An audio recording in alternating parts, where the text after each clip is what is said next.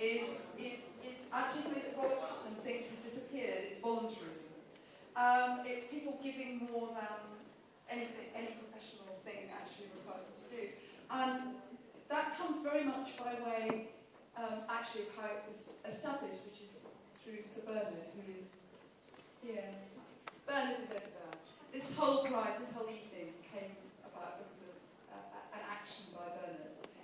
We're very pleased to have Richard Blair over there in the room as well. But the real people that in a sense whose voluntarism is extraordinary is the judges, and there are quite a lot of ex-judges I see in the room.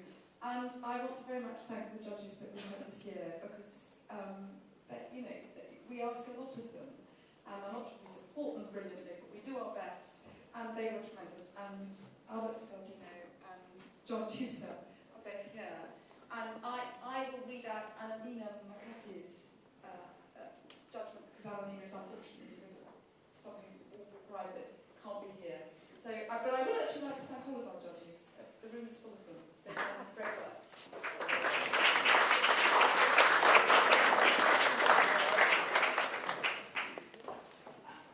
Gavin's very keen that I tell you this, because it's all because of Gavin. We have more books and more bits of journalism in this year, because Gavin worked at it very, very hard. So, right, I think we're going to start with journalism. We had... Wrong script. I can start with journalism. Fine, okay. Yes, journalism. Okay. We had a record of 54 journalists, 53 organisations, and it was jolly hard work. And we're going to go through it all alphabetically.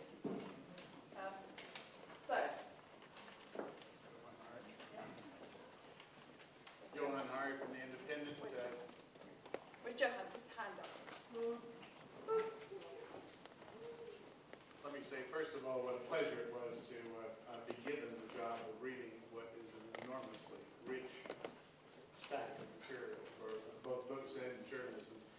It gave me a great deal of confidence in the future of British journalism. The British long-form journalism is very much alive and well, and that it's very exciting to have it all in one place. I have much of it in one place to review.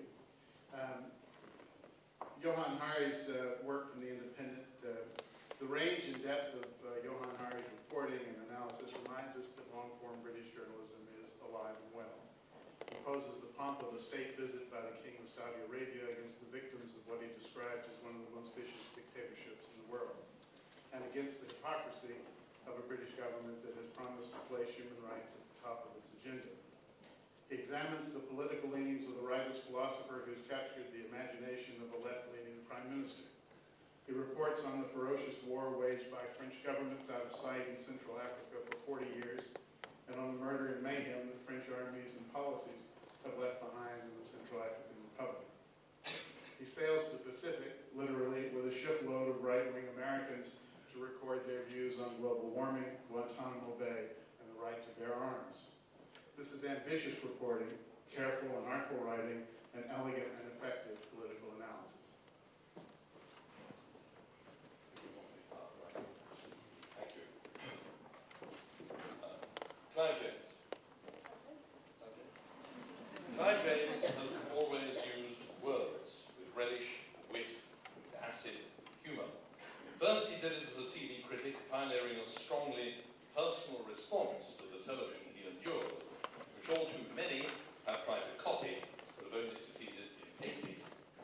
Then he broke all the rules of appearing on television by making words the point of the show.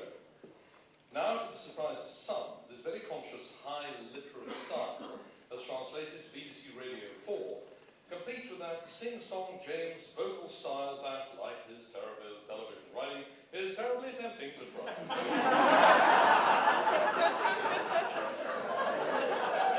Clive James is very funny, that's obvious. Even more importantly, no, stop. He's serious, ingenious, original, and knits together his scripts in a seamless flow of observation, commentary, judgment, and wry human reflection. Anyone who heard him turn on a literary sixpence recently and pick up a phrase about social norms and instantly reconfigure it into that hideous archetype, social norm, will know what a rare gift he has. Radio as writing, radio as argument, radio as radio. Clive James delivers them on all fronts. I'm speaking for Annalena McCaffrey and Tom LaGuardia from The Economist. LaGuardia's journalism confidently explores and explains the world of security. It's proper, on-the-ground journalism. It's seen what it writes about.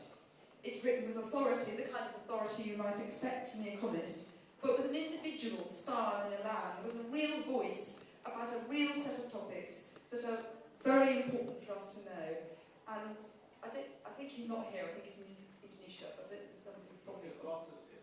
His boss is here. and we were all very impressed. Andrew Rawnsley from The Observer. This year produced a 100-year flood in political reporting in Britain as the longest-serving Labour Prime Minister in history left office, making way for the longest waiting second-in-command to take his place. Andrew Rawnsley covered the transition as the chief political commentator for The Observer. He showed particular understanding about the long-term effect of the Iraq War on both the Blair legacy and the Brown present. His consistently graceful writing, his intuitive understanding of his subject, and his ear and his memory for detail set him apart from the hundreds of other political journalists attending to the action in numbers 10 and number 11. Mary's here somewhere. She's there. Yep. Mary Riddle's pieces are marked by a strong humanity, social awareness, and a refusal to take one side or another in any particular social issue. She neither takes the easy line of social condemnation, nor the sentimental line that antisocial acts need principally to be understood. In fact, Mary Riddle does try to understand, and her pieces are marked by a strong sense of the actual condition of society, plus a keen wish to find